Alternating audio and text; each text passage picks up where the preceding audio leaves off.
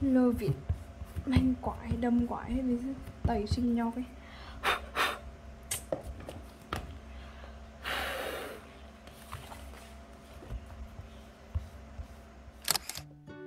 Xin chào các bạn, mình là Khánh Thơ. Trong video hôm nay mình mời các bạn lên kế hoạch học hè của mình nhé. Có thể mọi người đã biết hoặc chưa biết thì mình vừa kết thúc năm học lớp 8, chuẩn bị lên lớp 9 và sẽ phải thi tuyển sinh 10, một kỳ thi chuyển cấp rất là quan trọng. Cho nên là hè này mình sẽ phải học trước kiến thức lớp 9 để sang năm đỡ đuối hơn. Với lại học trước thì bao giờ cũng tốt hơn mà, đúng không? Đây là các dụng cụ mà mình sẽ sử dụng để lên kế hoạch. Nói tổng quan trước về video lên kế hoạch và mục mà mình sẽ viết vào sổ ngày hôm nay thì nó sẽ không nhiều màu sắc hay là vẽ vời gì nhiều nữa, mà mình chỉ tập trung mạnh vào nội dung để đưa ra mục tiêu và lộ trình học cụ thể nhất thôi. Đầu tiên thì mình sẽ ghi tiêu đề đó là kế hoạch học hè năm 2022.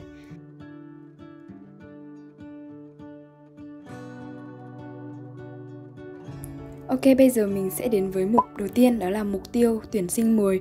Mình sẽ đi từ tổng quan tới chi tiết, đi từ tương lai xa đến tương lai gần, vì mình thấy như vậy sẽ dễ lên kế hoạch hơn, chứ không thể là mới mở sổ ra thì đã biết là ngày hôm nay hay là ngày mai học gì rồi. Đầu tiên là nguyện vọng 1 sẽ là trường thường. Mình có alo hỏi bạn mình thì nghe bảo là nguyện vọng 1 phải là trường thường, rồi nguyện vọng 2 mới là chuyên.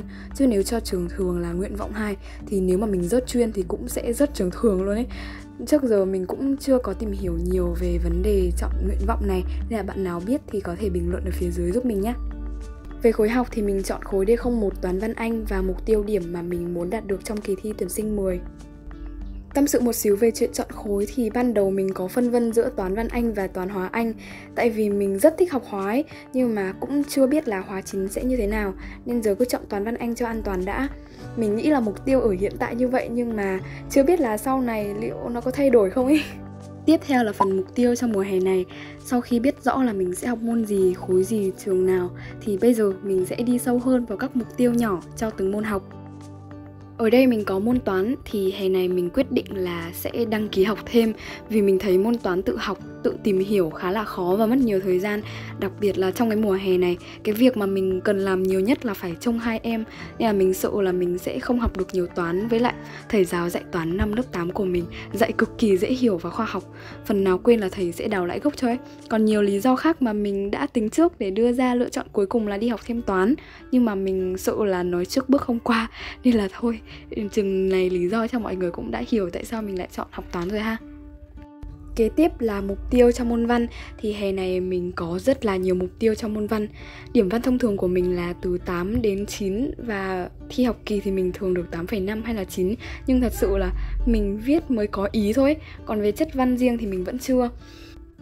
Mỗi khi mà mình đọc những cái bài văn của các anh chị, các bạn chuyên văn, thì mình thấy là văn của mọi người viết rất là hay và có chất riêng. Nhìn lại văn mình thì nó cứ thấy kiểu bị rời rạc và chả có tính liên kết tí nào ấy. Mình muốn đến một ngày nào đó khi mà nhìn vào đề văn thì việc đầu tiên mình làm không phải là lên Google đọc hết văn mẫu rồi chất lọc từng chữ vào bài của mình, mà sẽ kiểu là cảm xúc dâng trào, rồi mình sẽ nghĩ ra 5 cái dạng mở bài mà mình sẽ viết. Mình rất là thích học văn ở chỗ là sau khi mà mình học thì mình sẽ nhìn mọi thứ bằng một cái góc nhìn đa chiều hơn, có chiều sâu hơn, và lối ăn tiếng nói nghe nó cũng thuyết phục hơn ấy. Mình tiếp xúc với văn chương nhiều thì mình sẽ học được tốt thôi. Quan trọng là tại mình học ít văn quá. Được vài hôm kiểu đọc sách rồi mạch cảm xúc tình yêu văn học nó tuôn trào ra, viết văn cũng có chút sáng tạo hơn. Còn ngày bình thường thì nhìn vào đề văn, những cái chữ mà mình đã nhét vào đầu về văn ấy là kiểu nó như bị đóng băng hết ấy. Về môn tiếng Anh thì mình sẽ học hết từ vựng và ngữ pháp lớp 9, đặc biệt là phần từ vựng trong sách giáo khoa. Về tiếng Anh để thi chuyên thì mình có rất là nhiều mục tiêu. Thứ nhất là cày hết Destination B2 trong hè. Mình không biết là mình có thể cày hết trong vòng 3 tháng hè này không, nhưng mà mình thấy là cái cuốn B1 mình học chậm là do cái phần nửa đầu mình chưa có phương pháp học hiệu quả, và lúc đấy thì cũng chưa có động lực nhiều.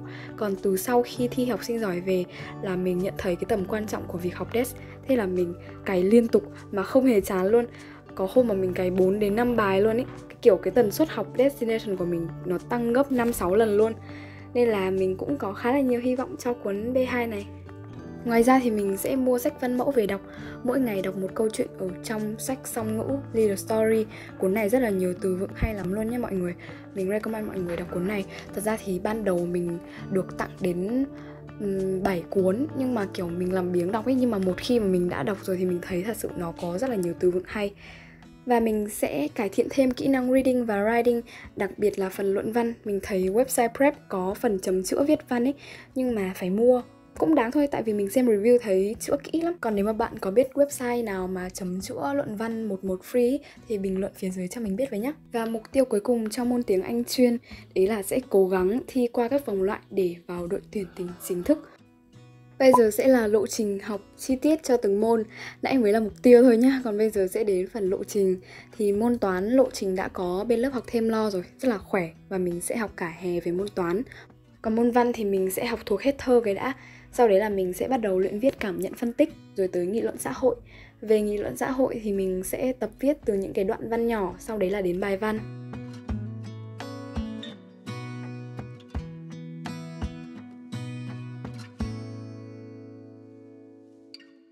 Tiếp theo là môn tiếng Anh.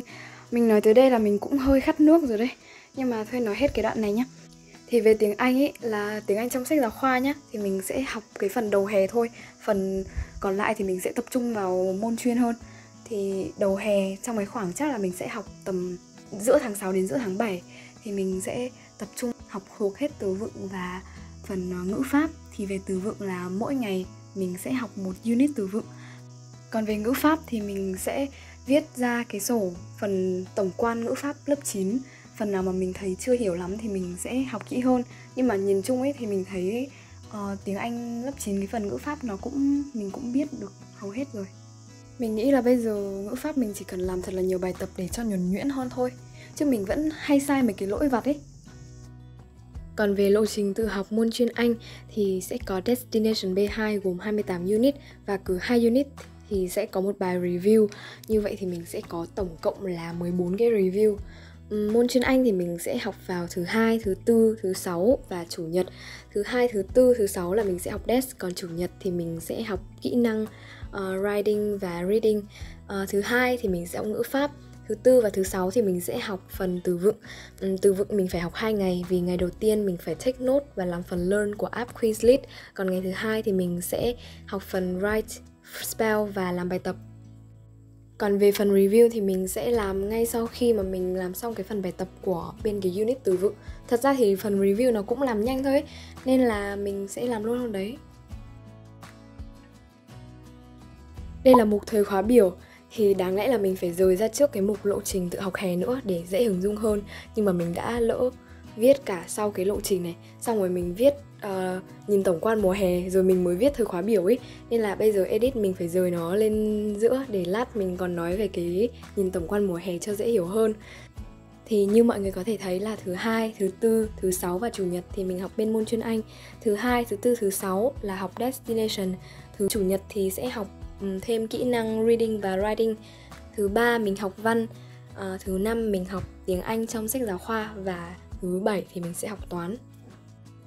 Bây giờ thì mình sẽ quay lại với nhìn tổng quan mùa hè.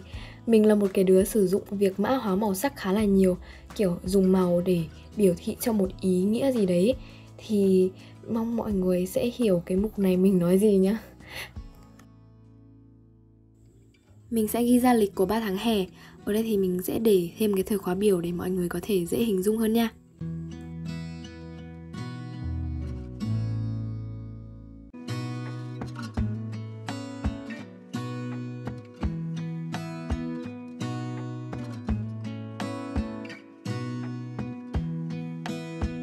Đầu tiên thì mình dùng bút highlight màu xanh dương pastel để tô lên những cái ngày mà mình học sách Destination. Như vậy thì khi mà mình nhìn vào lịch ấy, thì mình sẽ biết là ngày nào học cái gì. Ở phía dưới thì mình ghi ngày mà mình bắt đầu học của tháng và ngày học cuối cùng của tháng.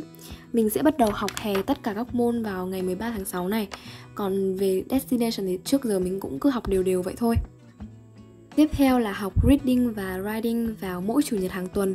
Và mình sẽ học sole. Chủ nhật tuần này học đọc thì chủ nhật tuần sau mình sẽ học viết.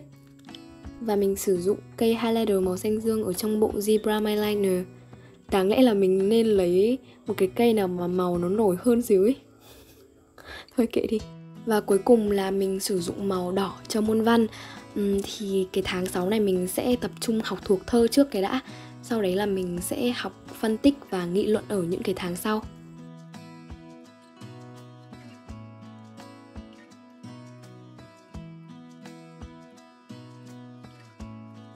Mình sẽ làm tương tự cho các tháng sau.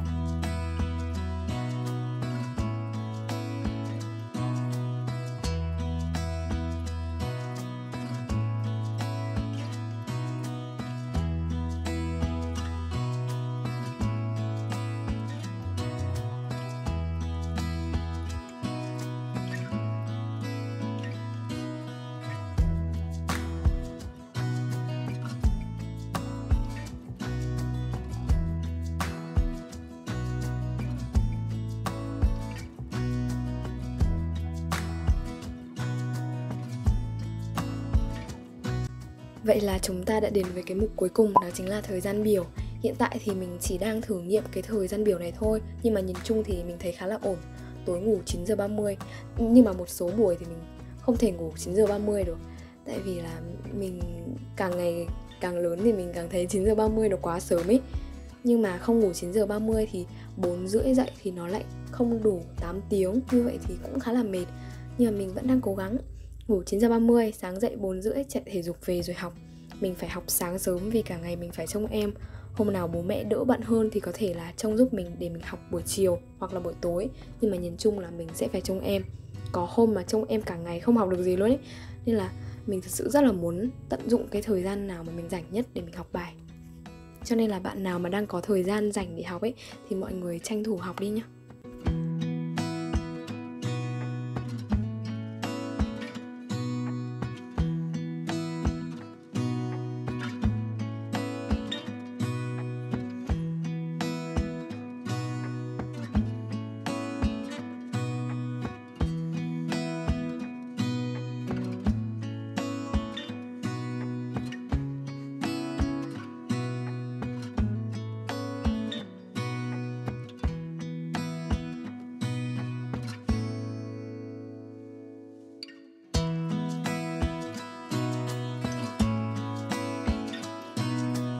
Ok, vậy là chúng ta đã hoàn thành xong nhiệm vụ đầu tiên trong mùa hè này, đó chính là lên kế hoạch tự học. Bây giờ chúng ta sẽ đến với các nhiệm vụ tiếp theo, đó chính là học thôi. Cảm ơn các bạn đã xem tới đây nhé. Còn bây giờ thì tạm biệt. You look at me like I'm crazy when I shut my feelings out. You look at me like I'm different, still you stay cause you feel something real. Get so lost in my moments, doesn't mean I don't need you.